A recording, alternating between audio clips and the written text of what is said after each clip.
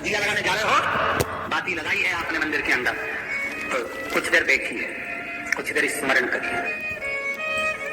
हमारे यहाँ तो यहाँ तक कहा गया है कि किसी मुर्दे को अगर जलाया भी जाता है तो कभी गोल बत्ती नहीं लगती। आप मटके के पास में, परिंदे के पास में, जल के पात्र के पास में कोई भी अगर दिया लगाएंगे तो वहां गोल बत्ती रखकर लगाएंगे तो घर में लक्ष्मी नहीं टिकेगी।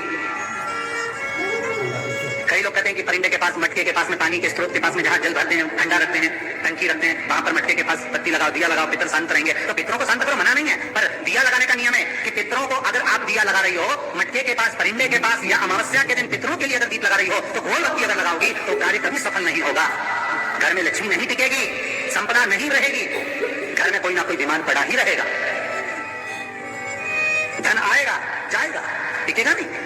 इसलिए पितरों के लिए अगर दिया लगाना है, पूर्वजों के लिए दिया है, तो कपाल क्रिया तक रुकना पड़ता है कि थोड़ा रुकिए, कोई पीछे से आकर कुछ करना जाए। दीप जलाए, थोड़ी देर रुकिए।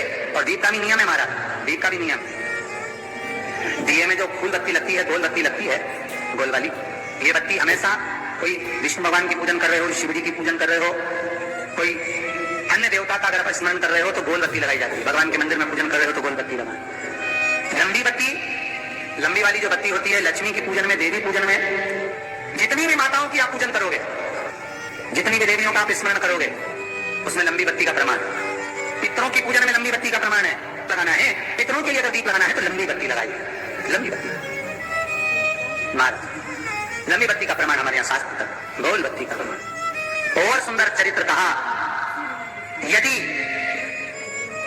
आपके जीवन में बहुत ज्यादा लक्ष्मी से तकलीफ है, कष्ट बहुत ज्यादा है, या संबंध खराब हो रहे हैं, बहू और बेटों के संबंध खराब हो रहे हैं, अदालत में बात चली गई कि लड़की और लड़के का तलाक होने वाला है, बहू अपने घर जाकर बैठ गई, आने को तैयार नहीं है, जमाई अपने घर रह गया, लड़की को लाने को तैयार नहीं है, सास बहू में आपस में तनमन चल रही है, प्रेम बिल्कुल नहीं है, या लक्ष्मी आती ही नहीं, बहुत कष्ट है, जमीन जायदाद पड़ी बिक नहीं रही, तो एक काम करना, इतना दुख अगर आपके जीवन में है तो कार्तिक के महीने तक रुको, और कार्तिक का महीना आए, त्रयोदशी तिथि आए, कोई सा भी हो, सोमवार, रविवार, मंगल, कोई सी भी त्रयोदशी, प्रदोष, कोई सी भी प्रदोष तिथि आए, उस दिन तुलसी की लकड़ी, पहले से तुलसी आपके घर में अगर सूखी हो, तुलसी सूख गई हो तो उसकी जो लकड़ी होती है, उस लकड़ी का 7 लकड़ी का बंडल बनाकर दीप बना लो।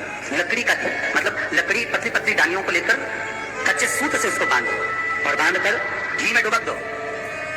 कार्तिक के महीने में शुक्ल पक्ष की त्रयोदशी तिथि जब आए, प्रदोष का जब व्रत आए, उस दिन भगवान के मंदिर में, शिव मंदिर में नहीं, भगवान किसी भी देवता के मंदिर में, विष्णु के मंदिर में, नारायण के मंदिर में, कृष्ण मंदिर में, राम मंदिर में, किसी भी मंदिर में, मंदिर ना हो तो अपने घर के मंदिर में शाम के समय पर उस तुलसी की लकड़ी का दीप, दिया भरकर उसमें घी डालकर जो दीप प्रकट कर देता है, जला देता है, दीप को प्रज्वलित कर देता है, उसके घर में कभी संपदा की कमी नहीं होती। महाराज विष्णु पुराण में स्पष्ट लिखा है।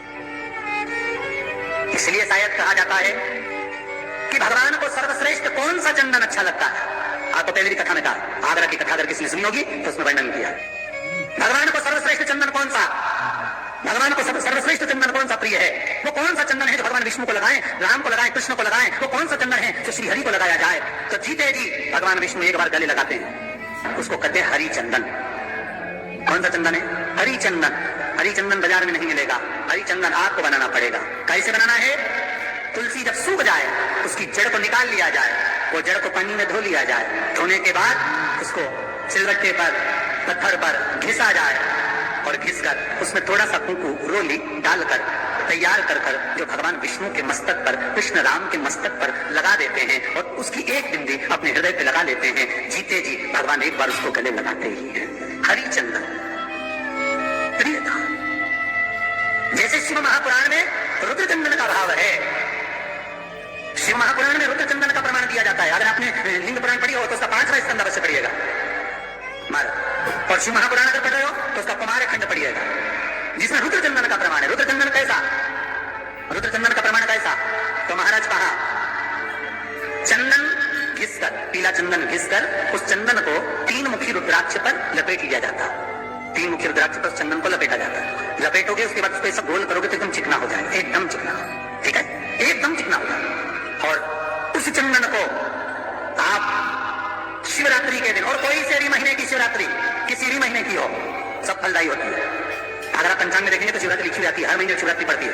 किसी भी महीने की शिवरात्रि पर रुद्र चंदन अर्थात जो चंदन का आपने 3 मुखी रुद्राक्ष में लेपन करा है, उसका गोला बनाया है, वो चंदन अच्छा मोटा मोटा कर लेना, अच्छा बढ़िया, ऐसा नहीं थोड़ा बहुत ही लगा, पूरा रुद्राक्ष दिखना नहीं चाहिए, पूरा लपेट कर उसको शंकर के शिवलिंग पर मिलाकर रख दीजिए और फिर धीरे धीरे शंकर भगवान पर जल अभिषेक करना प्रारंभ कर दीजिए। वो चंदन पूरा धीरे धीरे शंकर के शिवलिंग पर डलना चाहिए।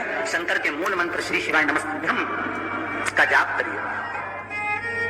ये कहलाता है रुद्र चंदन। इस चंदन के अभिषेक से महाराज जो काम नहीं होता